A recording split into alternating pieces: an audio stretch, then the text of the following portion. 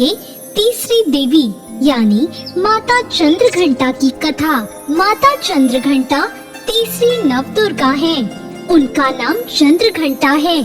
चंद्रघंटा के अलावा चंद्रखंडा, चंडिका और रणचंडी के नाम से भी जाना जाता है। ऐसा माना जाता है कि माता अपनी कृपा, बहादुरी और साहस से लोगों को पुरस्कृत करती हैं। इनकी कृपा से इनके भक्तों के सभी पाप, कष्ट, शारीरिक कष्ट, मानसिक कलेश और भूत प्रेत बाधा भी दूर होती है। आइए सुनते हैं माता चंद्रघंटा से जुड़ी पौराणिक कथा।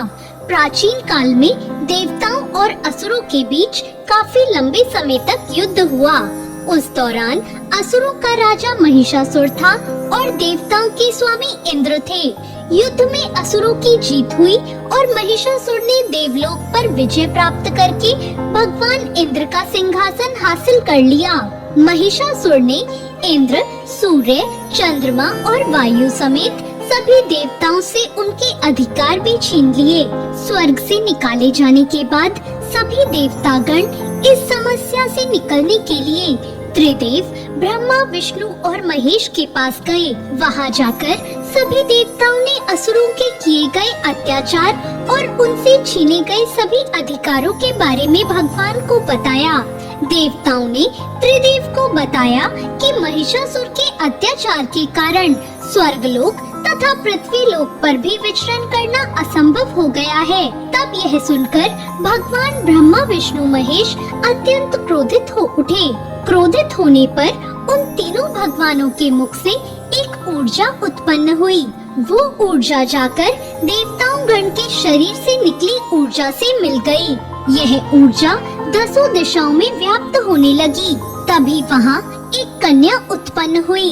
तब भगवान शंकर ने देवी को अपना त्रिशूल भेंट किया। भगवान विष्णु ने उन्हें चक्र प्रदान किया। इसी तरह सभी देवताओं ने माता को अस्त्र शस्त्र देकर सजा दिया। इंद्र ने भी अपना वज्र और ऐरावत हाथी माता को भेंट किया। सूर्य ने अपना तेज, तलवार और सवारी के लिए शेर प्रदान किया। तब देवी चंद्रघंटा सभी शस्त्रों को लेकर महिषासुर से युद्ध करने के लिए युद्ध भूमि में आ गई। उनका यह विशाल रूप देखकर महिषासुर भय से कांप उठा।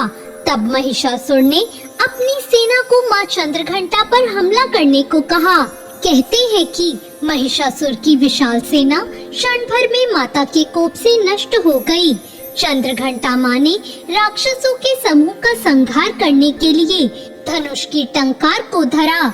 वैसे ही माता के सिंह ने भी दहाड़ना शुरू कर दिया और फिर माता ने घंटे के शब्द से उस ध्वनि को और बढ़ा दिया, जिससे धनुष की टंकार, सिंह की दहाड़ और घंटे की ध्वनि से संपूर्ण दिशाएं गूंज उठी। उस भयंकर शब्द और अपने प्रताप से देवी ने दैत्यों के समूह का संहार कर देवताओं को विजय दिलाई। इस तरह मां चंद्रघंटा ने असुरों का वध किया और देवताओं को अभय दान देते हुए अंतर्ध्यान हो गई। नवरात्रि के तीसरे दिन माता दुर्गा के चंद्रघंटा स्वरूप की विधि विधान से पूजा करें और इस मंत्र ओम देवी चंद्रघंटाय नमः का जाप करें।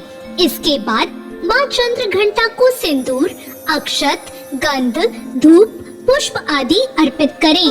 आप देवी माँ को चमेली के फूल के अलावा कोई भी लाल फूल अर्पित कर सकते हैं। साथ ही साथ दूध से बनी किसी भी मिठाई का भोग लगाएं। पूजा के दौरान दुर्गा चालीसा का पाठ या दुर्गा आरती का गान करें। तो ये थी माँ चंद्रघंटा की पौराणिक कथा।